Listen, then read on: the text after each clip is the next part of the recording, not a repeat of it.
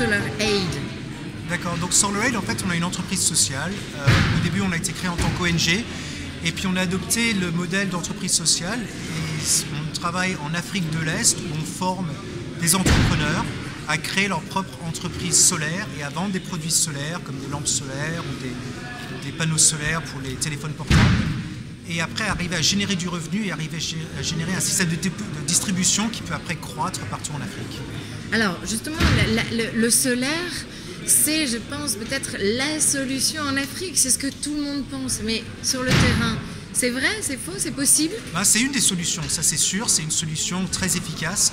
Le problème, c'est que concrètement, sur le terrain, il y a plein de problèmes pour arriver vraiment à créer des projets qui peuvent marcher, qui peuvent croître et qui peuvent se développer. Mais c'est définitivement une des bonnes solutions pour l'Afrique. Donc oui, c'est de la micro-franchise. Donc ce qu'on fait, c'est qu'on identifie des entrepreneurs qui sont à bon niveau. Donc on a un système très rigoureux pour les identifier. D'abord, on travaille avec la communauté. La communauté nous aide à identifier des candidats qui sont d'un niveau d'entrepreneuriat qui est assez développé, qui sont des gens avec une certaine intégrité. Et après, on les forme. Et après, on leur accorde une micro-franchise géographique. Et ils deviennent après des franchisés de Sunny Money, qui est une marque qu'on a créée, et ils ont accès à une gamme de produits, à des produits de marketing, peut-être un kiosque, à du financement pour après créer leur propre entreprise. Est-ce que plus tard, ce sera possible de produire sur place en Afrique le solaire? Parce que là, du coup, vous importez tous les produits et eux se chargent de les revendre, de les acheter, de les revendre comme un magasin, mais de façon viable, éthique et viable. Au début, on fabriquait nos propres produits sur place, il y a 4 ans. Et on s'est rendu compte qu'on n'arrivait pas à produire des produits solaires qui avaient le niveau de qualité et aussi à un coût aussi bas pour concurrencer ce qui sort de Chine. Donc tout de suite, on s'est rendu compte que ce qui manquait, ce n'était pas les produits, c'était la distribution des zones rurales. Donc voilà, on se concentre là-dessus. À terme, ça serait bien, c'est sûr, de créer des usines solaires en Afrique, pour les Africains, dirigées par les Africains qui créent des produits africains.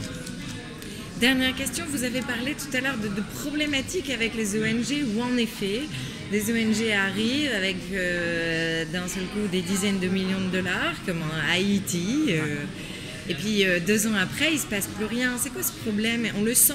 Quand on va en Afrique, on en entend beaucoup parler.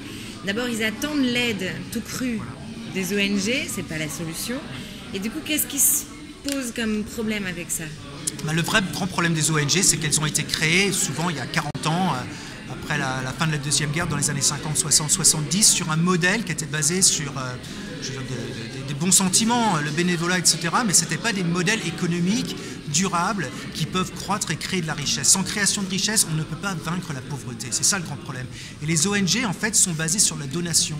Ils vont et puis ils donnent aux gens. Et le problème, c'est que si on donne, on tue le marché. C'est un peu comme si moi j'arrivais et je donnais des machines à laver à tous les Français. Eh ben, ils n'auraient plus besoin d'acheter des machines à laver, les entreprises de machines à laver se casseraient la gueule, il n'y aurait plus d'industrie de machines à laver, ça serait une catastrophe.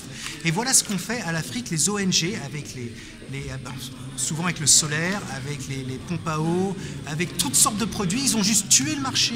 Et donc maintenant, ce qui se passe, c'est que souvent on voit que culturellement, il y a une situation de dépendance envers les ONG. Et c'est ça le gros problème, et souvent les ONG s'en rendent même pas compte.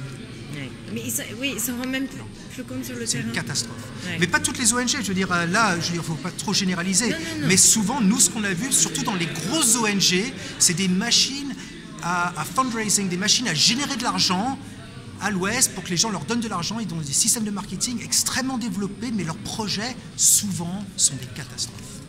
C'est vraiment... Okay. Voilà. Merci.